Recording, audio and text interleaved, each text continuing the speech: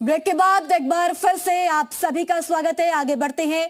उत्तर भारत में शीत लहर का कहर जारी है। तापमान में भारी गिरावट दर्ज की जा रही है। जनजीवन बुरी तरह से प्रभावित हो चुका है और नोएडा में 11 डिग्री तक तापमान गिरा। गाजियाबाद में 11 डिग्री न्यूनतम तापमान है और मेरठ में 12 डिग्री तापमान गिरा है। कानपुर में 13 डिग्री तक तापमान गिरा और उत्तर प्रदेश सरकार ने शीतलहर को देखते हुए कई जिलों में स्कूलों को बंद रखने का आदेश दिया है। वहीं स्थानीय प्रशासन ने गरीब और जरूरतमंद लोगों के लिए अलाव और रेन बसेरों की व्यवस्था की है।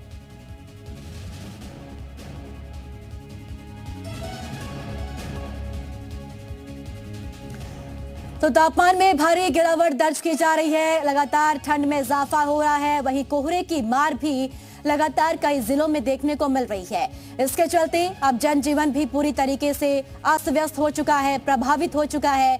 और साथ ही साथ आपको बताते चले कि ठंड में जिस तरह से इजाफा हो रहा है, अब लोगों की मुश्किलें लगातार बढ़ रही है। अलाव का सहारा लेते हुए लोग नजर भी आ रहे हैं। चूंकि तापमान में गिरावट दर्ज हो रही है, एक तरफ कोहरा लगातार सड़कों पर नजर आ रहा है। तो उत्तर भारत में शीतलहर का कहर जारी है। साथ ही साथ आपको बता दें कि सरकार की ओर से कई जिलों में स्कूलों को बंद रखने के आदेश भी जारी कर दिए गए हैं।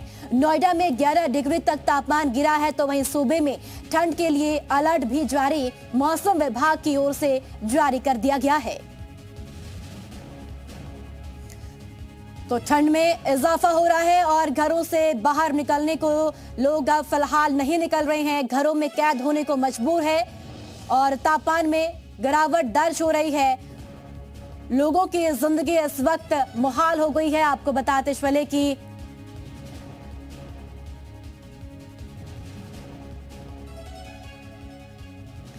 और चलिए सीधा चित्रकूट का रुख करते हैं। ओमकार हमारे साथ जुड़ चुके हैं ज्यादा जानकारी के साथ। ओमकार, चित्रकूट में क्या व्यवस्थाएं देखने को मिल रही है ठंड और कोहरे के चलते, क्योंकि लगातार तापमान में गिरावट दर्ज की जा रही है।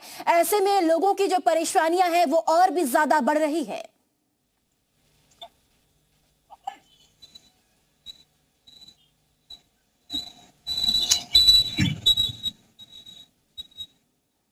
ओंकार, क्या आप तक आवाज पहुंच पा रही है?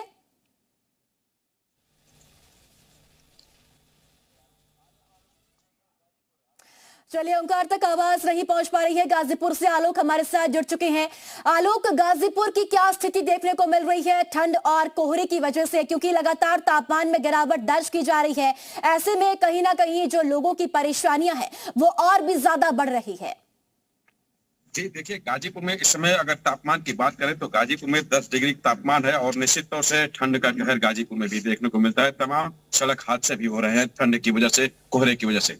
हमारे साथ बातचीत करने के लिए कुछ लोग मॉर्निंग वॉक में निकले हैं, इनसे हम जानने की कोशिश करेंगे कि ठंड बहुत है सर और आप लोग टहल रहे हैं क्या? ठंड है तो ठंड इस समय है, इसी को लेकर इंटर कॉलेज तक 14 तक बंद है और ठंड की भी व्यवस्था नगर पालिका के द्वारा भी जगह जगह अलाव चल रहा है। शासन के द्वारा गरीबों में कंबल की भी वितरित हो रहा है, लेकिन ठंड चल रहा है।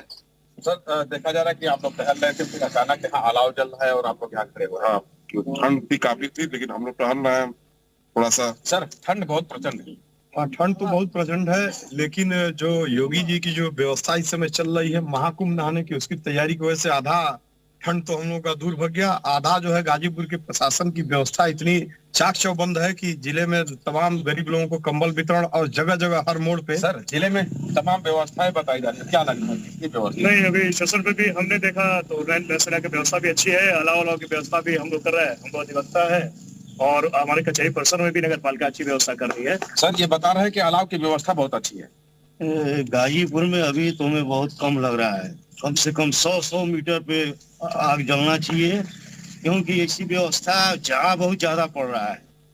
ठीक है ना, यहाँ पे ज्यादा लोग बच्चे यहाँ बीमार हो रहे हैं, ठंड से लोग बहुत गरीब, व्यवस्था होना चाहिए। यहाँ पे जो है अलाव की व्यवस्था नगर पालिका के द्वारा की गई है और तमाम लोग जो है मॉर्निंग वॉक करते हुए जब ज्यादा ठंड लग रही है तो निश्चित तौर से यहाँ पे जो है आग का सहारा भी ले रहे हैं। और आप पीछे तस्वीरों में तमाम देख सकते हैं, ये लोग जो है टहलते हुए आ रहे थे। ठंड चूंकि बहुत ज्यादा है, हाथ चिचुरन बहुत ज्यादा थी, तो यहाँ पे हाथ सेकने के लिए यहाँ ठहर गए थे और इन लोगों से जानकारी ली गई। अगर हम बात करें जिला प्रशासन की, तो जिला प्रशासन के द्वारा गाजीपुर में लगभग 210 जगहों पे जो है अलाव की व्यवस्था की गई है। लगभग 7,000 से ज्यादा अब तक जिला प्रशासन के द्वारा गरीबों में कंबल भी वितरित किया जा चुके हैं।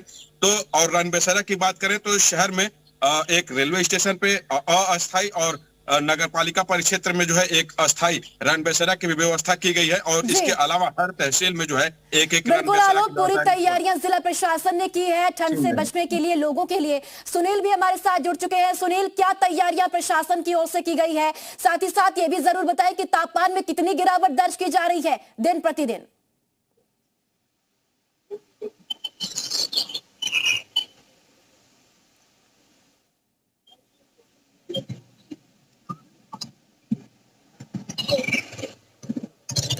तो चलिए, सुनील तक आवाज नहीं पहुंच पा रही है। सलमान भी हमारे साथ जुड़ चुके हैं। सलमान, वहां पर जिला प्रशासन ने क्या तैयारियां की है? ठंड लगातार बढ़ रही है, कोहरे का असर भी देखने को मिल रहा है। ऐसे में लोगों की परेशानियां तो बढ़ रही है, लेकिन प्रशासन की व्यवस्थाएं कितनी देखने को मिल रही है जमीनी स्तर पर?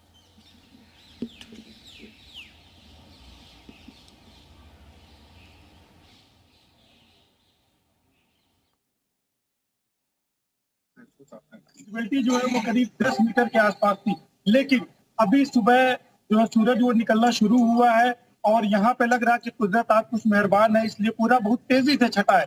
लेकिन ठंड अब भी बरकरार है। जहाँ तक जिला प्रशासन या नगर पालिका प्रशासन की मैं बात करूँ, उनकी व्यवस्थाएं क्या है सर्दी को लेकर, तो आप देख सकते हैं मैं इस वक्त जी चौराहे पे हूँ। ये सिद्धार्थ चौराहा है। यहाँ पे नगर पालिका प्रशासन यहाँ पे अलाव की व्यवस्था की हुई है और कुछ लोग यहाँ पे आपको अलाव तापते हुए आपको नजर भी आ रहे होंगे। और उसके बगल में चाय की गुमटी है, लोग चाय की चुस्कियां यहाँ पे ले रहे हैं ठंडक से बचने के लिए। हमारे साथ कुछ लोग भी आइए, हम उनसे भी बात करते हैं कि सिद्धार्थनगर में ठंडक का क्या हाल है और किस तरह की व्यवस्थाएं हैं। हम पूछते हैं आप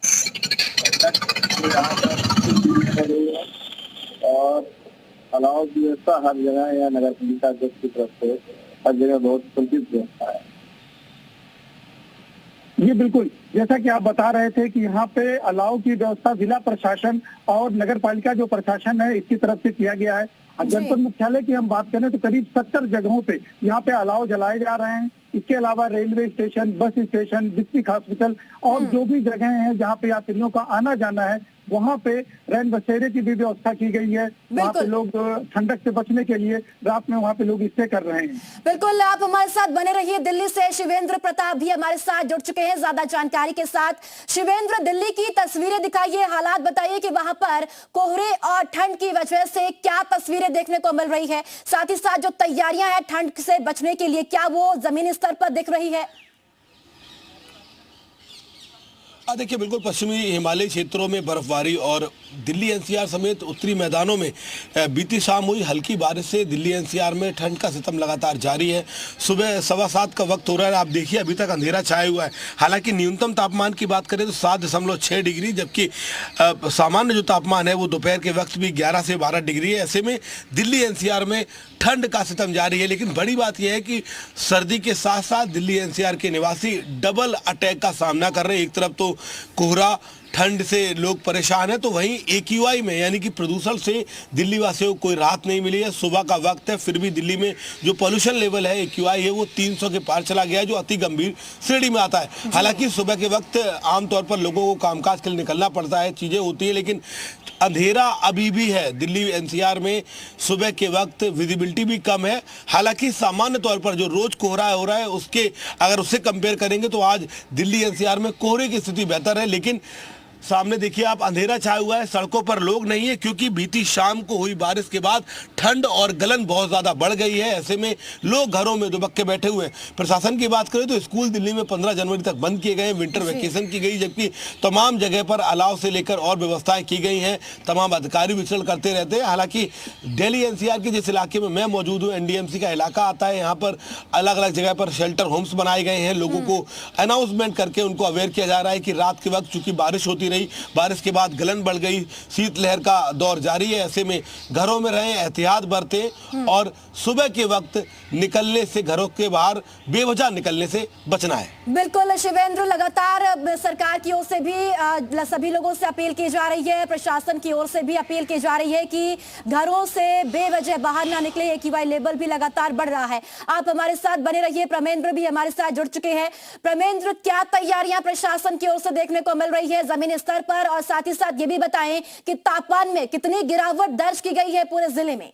जी, मैं जिस तरह से तापमान की यदि बात करूं तो फिरोजाबाद जिले की जैसे देर रात बारिश होती रही और अभी हल्का बूंदाबांदी जो है वो बंद हुई है, तो उसके बाद तापमान में निश्चित तौर पे गिरावट आई है और तापमान जो 5 और 6 के बीच में अभी आंका गया है। लेकिन अभी इस वक्त मैं सुबह फिरोजाबाद मंडी में खड़ा हुआ हूँ, जहाँ किसान परेशान है और आड़तिये परेशान है, क्योंकि मौसम की मार ये ही दो लोग अभी सबसे ज्यादा झेल रहे हैं। अगर ये आम नागरिक की बात करें तो वो अभी घरों के अंदर ही है, सुबह सुबह कोई बाहर नहीं निकला। लेकिन हम बात करते हैं क्या क्या परेशानी हो रही है ये अब बारिश की वजह से? बारिश की वजह से किसान नहीं निकल कर आ रहा है, कहीं पैसा निकल कर आ रही है, माल की आपूर्ति बहुत कम हो चुकी है, कोई दुकानदार ही नहीं है।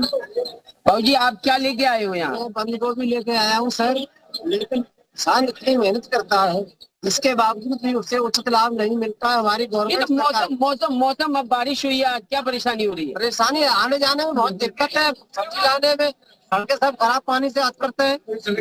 आप क्या लेके आए हो?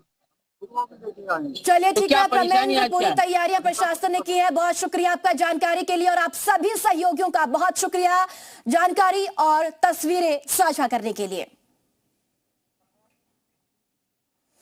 तो देखिए, लगातार ठंड बढ़ रही है और साथ ही साथ जिला प्रशासन की